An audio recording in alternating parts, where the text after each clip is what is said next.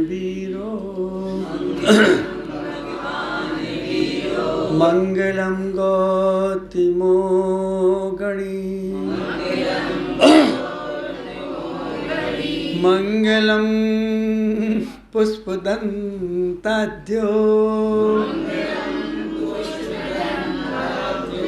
जैन धर्मोस्तु मंगलम जैन धर्मोस्तु मंगलम जैन धर्मो इंसान के द्वारा बनाई हुई हैं, वो उनके पाने के लिए 24 घंटे संघर्षरत होता है, इसलिए खत्म नहीं होता। एक इच्छा पूर्ण होती नहीं कि दूसरी फिर खड़ी होता है। अगर दुख खत्म करना है तो जो जैसा है वैसा स्वीकार करो, जो जैसा है वैसा स्वीकार करो, दुख खत्म हो जाएगा। क्योंकि दुख के पीछे तुम्हारी इच्छाएं लगी हैं, आकांक्षाएं लगी हैं, कंपटीशन चल रहा है उसमें। तुम कई प्रश्न करोगे इस बात के लिए और वो बात नहीं मानी जाएगी तो आपको पीड़ा होगी, होगी कि नहीं? वही दुख है। जैसा है वैसा स्वीकार कर ले तो समत्व भाव, जैसा है वैसा स्वीकार करें तो समत्व भाव। लेकिन हमारी आदत कैसी है?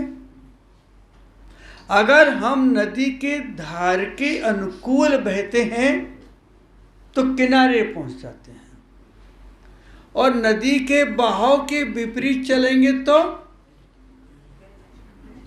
बहेंगे, बहेंगे भी नहीं, लहरें आपको लपेटों में ले लेगी।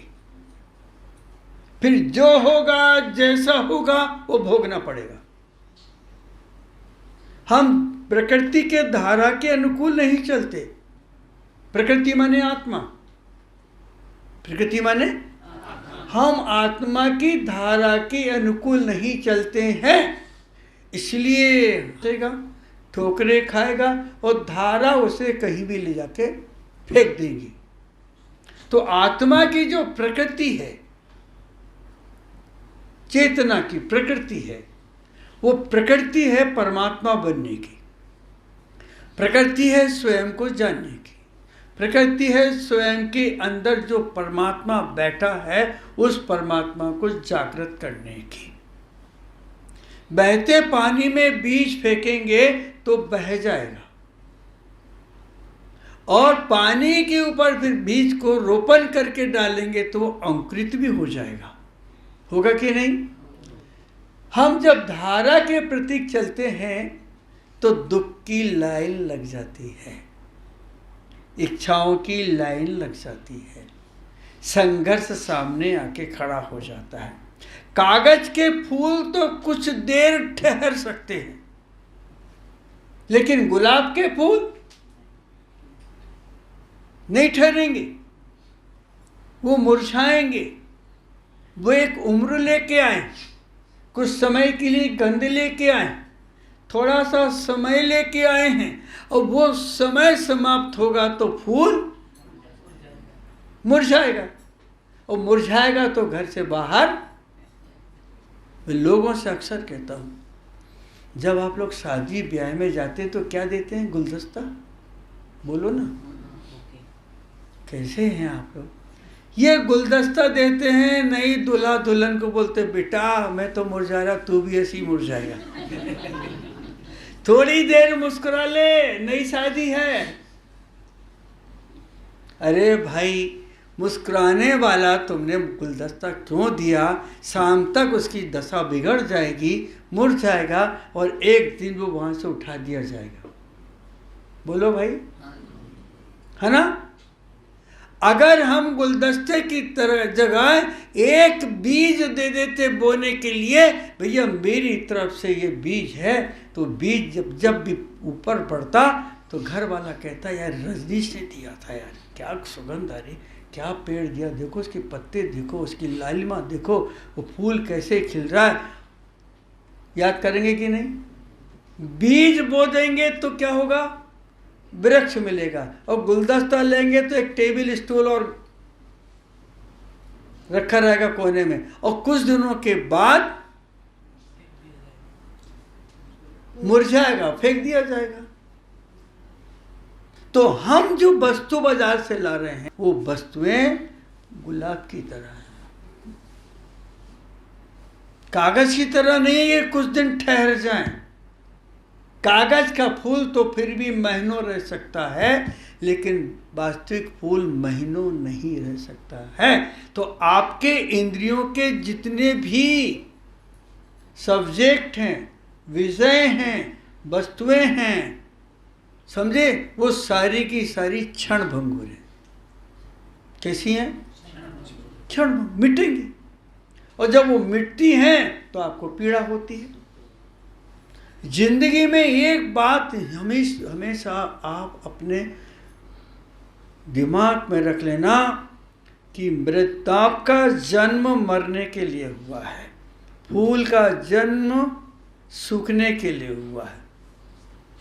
बोलिए। और ये भी ध्यान में रखना कि आपकी इच्छा है कि मैं यौवन को प्राप्त हो जाऊं, यौवन को प्राप्त हो जाऊं, तो यौवन को भी जंग लगेगी, लगेगी कि नहीं? और जब बचपन में आपको खिलौने मिले, बहुत दिन खेले, तो आपकी भी एक तमन्ना थी कि मैं बड़ा हो जाऊं, बड़ा हो जाऊं, और बड़े हो गए तो आपको दूसरा रोग लग गया कि शादी हो जाए, ये मिल जाए, वो मिल जाए, मकान मिल जाए, घर मिल जाए, अच्छा सुहाग मिल जाए। और जब वो बुढ़ापा आके तुम्हें घेरेगा तब क्या करोगे? क्या करोगे? प्लीज बताओ। सोचेंगे वो भी क्या दिन थे। ये छोटा सा बालक पूरे उत्तर दे रहा है कि मेरे बचपन के दिन कितने अच्छे थे, मेरी जवानी के दिन कितने अच्छे थे, कमा के ला रहा था, सब कुछ कर रहा था, बच्चों की शादियां कर दी, ये कर दिया, वो कर दिया, अब दिखता नहीं है, करेंगे, बुढ़ापा आ गया। वो दिन क्या थे? अगर वो दिन क्या लाना थे बेटा, तो हमारे जैसे बन जाते, निर्माण मिल जाता, सम्यक्त मिल जाता, रास्ता खुल जाता। आपने बुढ़ापा बुलाने के लिए ही तो शादी की थी कि 2-4 बच्चे हो जाएंगे, इनको गोदी खिलाएंगे, नाती पोते हो जाएंगे। जाओ बेटा। जिस वृक्ष पे ज़्यादा पत्तियां आती और फल आते हैं वह जल्दी काट दिए जाते हैं। जितने भी सीधे वृक्ष होते हैं उन्हें काट दिया जाता है, और जितने आड़े टेढ़े होते हैं तो उन्हें छोड़ दिया जाता है। सोचिए ना, गहराई में चलिए मेरे साथ।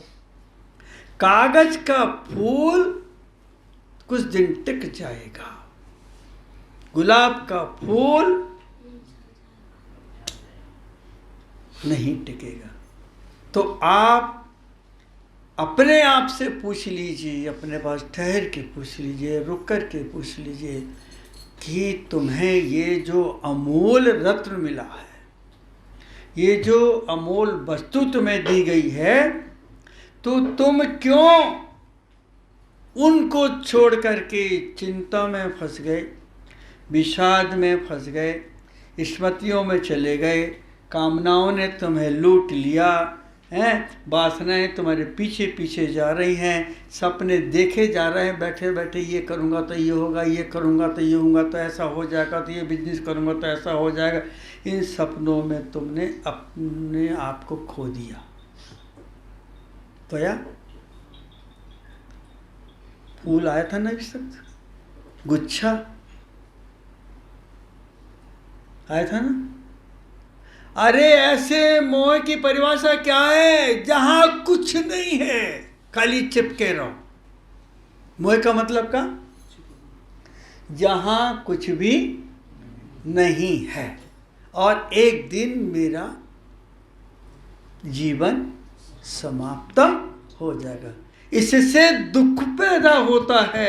इतना मकान बनाया, जायदाद इकट्ठी, क्या मालूम ये बच्चे पाल पाएंगे कि नहीं, रख पालेंगे कि नहीं, मेरी सेवा करेंगे कि नहीं, भाई भाई में लड़ाई हो रही, मैं क्या करूं, कहाँ जाऊं।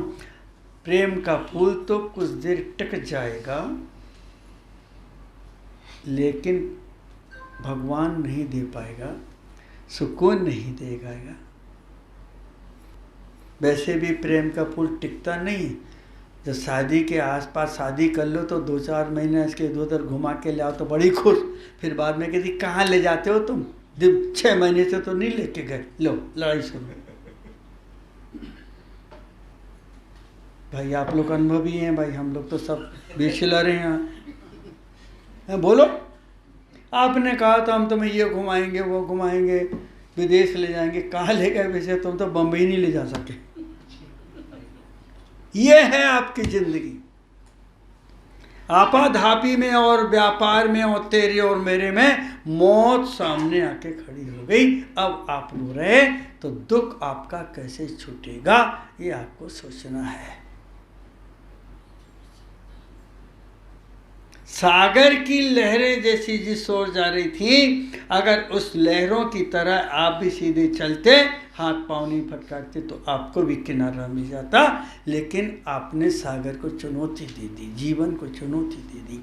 इच्छाओं ने हम जा कर के कहा कि नहीं हम ये कर लेंगे, हम ऐसा करके दिखाएंगे, और वो दिखाने में आपके जीवन को मौत ने आकर के घेर लिया।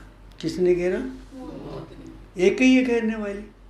और अगर कहीं आप समता पूर्वक समाधि के निकट आते, श्रद्धा को साथ ले आते, श्रद्धा से मतलब कोई लड़की का नाम नहीं है, श्रद्धा को कहीं आप ले आते, वो श्रद्धा आपको, अभी निकला था ना संयम, अभी श्लोक पढ़ा है, हाँ संयम स्कंद बंधु आया था ना, वो अगर आप उस रास्ते को अपना लेते तो शायद आपकी ज़िंदगी में ये क्षण भंगुर वस्तुएं नहीं आती। आप जिन जिन वस्तुओं को अपना रहे हैं, सारी वस्तुएं आपके दुख का कारण है, और उन्हीं वस्तुओं के कारण आपका दम भी घुटता है। नया मोबाइल आया, बच्चे ने फेंक दिया, टूट गया, दम घुट गया। बोलो, नई गाड़ी लेकर के आया, बच्चा लेके चले, एक्सीडेंट कर गया, दम घुट गया। बहू को नई साड़ी ला कर के दी और इसने साड़ी नहीं उतारी और जा कर के चाय बनाने गई तो थोड़ी सी चिंगारी आ गई, तो साधु चिल्ला उठी, लो दम घुट गया। एक व्यक्ति ने क्या किया कि बड़े दूसरे की शादी में गए, सारे गहने अपनी बहू को पहनाए। ग्वालियर की बात बता रहा हूँ, सत्य, जो प्रमोद जी आते हैं ना सुभाष जी, उनके घर की। गए, अच्छा बहू को सजा के ले गए, और जैसे वो घर पे लौटी, वो सामान उनकी पत्नी ने वो कचरे की उसमें रख दिया। देखो जगह, देखो पूरा अवधि ज्ञान इधर रखा है ना, और उन्हें ला के रख दिया। बोले कचरे की बाल्टी कोई देखेगा नहीं, चोर आएगा तो। और सवेरे सुभाष जी उठे तो उसे कचरे में फेंका है, सारे गहने चले गए। और आधे घंटे के बाद पत्नी उठी, बोले हमारे इसमें रखे थे, कहाँ गए? बोले हम तो कचरे में डाला है। अब दे फेंका तो बाल्टी भी गए। ये देखो आप, वस्तु कैसे जाती, ऐसे जाती। दिखाने को ले गए थे ना, तो हमारी पूरी जिंदगी दूसरे को दिखाने के लिए है, स्वयं को पहचानने के लिए नहीं है। इसलिए दुख कंटिन्यू चल रहा है। ओम नमः।